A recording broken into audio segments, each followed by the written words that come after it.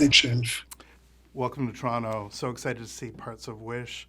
Let's start at the beginning. You talked about seeing Beauty and the Beast for the first time, and here you are, a couple years later.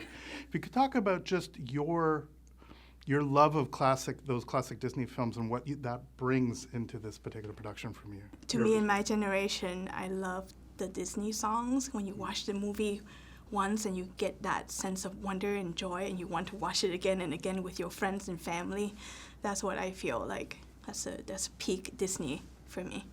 I mean, it's a good thing to have. I mean, you guys have to watch this stuff over and over and over and over and over again. If you could talk about, from your perspective, you've done this now a few times to great success.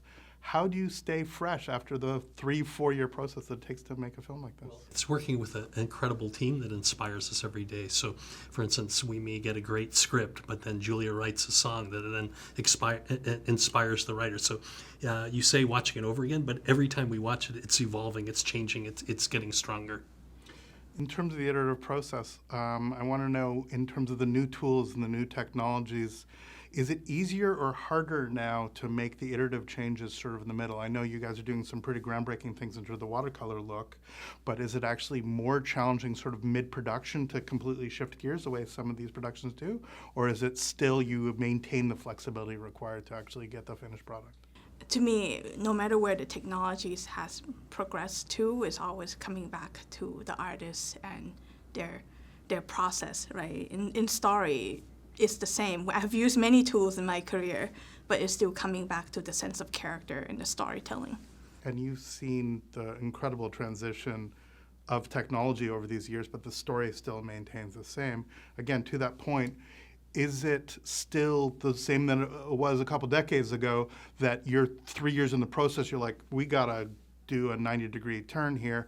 Or are you slightly more locked in with the productions these days, given the pressure of making something Knowing the level that we want to hit with these movies, we are constantly working to make them better. So we're very conscious of where we are in production, but at the same time, we will continue evolving the story. It's the only way we know in order to get the story to the best place possible.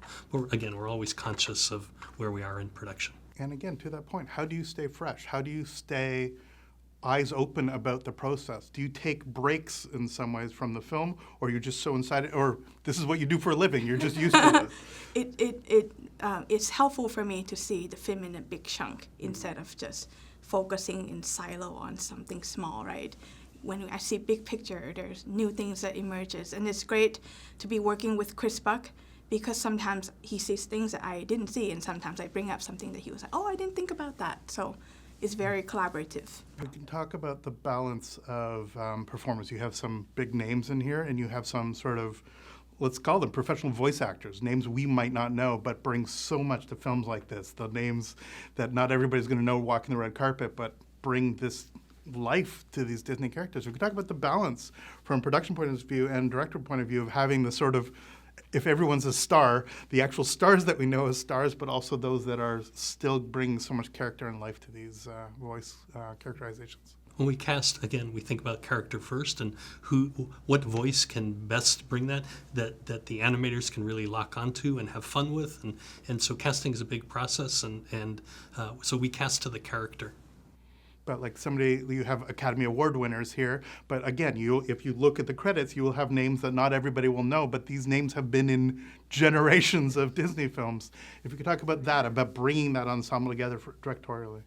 Yeah, when we listen to auditions, we listen to the voice, and I try to separate my knowledge from knowing exactly who they are, and in terms of, is this voice represent this character that we're thinking about, right? And I love working with very experienced actors and actresses, because they bring in another layer of character development that helps enriches what's on the pages, and once we record them, it just gets so much better. And to that point, how much can you be improvisatory, and at what stage are you improvising? Like, obviously you can do during the voice record, obviously you can do during the animatics or the story layout, which you spend many years doing. But at how late of a stage are you still, is this still jazz? At what point does everything pretty much get locked in? Well, fortunately, Animation is a very labor-intensive process, so we can only work on a very small portion of the film. So most of the changes we're hoping to do before they're in production, ideally before they're animated. Once we're animated, we have the voices recorded, we're animated, by that point we feel we're pretty locked in.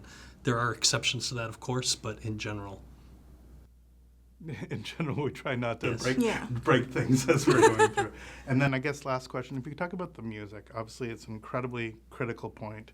The post '86 Disney music has been an incredibly important thing. Talk about choosing these songs and how you knew how the songs were going to play narratively. Again, given your story background, how you saw the songs locking into the tale that you were telling. Yeah, in our process, working with Julia Michaels and her producing partner, Benjamin Rice, we have this back and forth. Sometimes there'll be a script, a scene that's written, and we know this will be a song.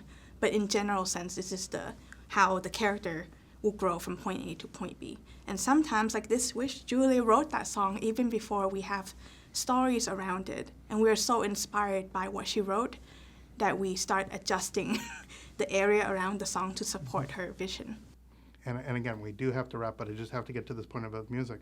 The music has to play such a structural role. The I Wish song is literally what it is in terms of Broadway.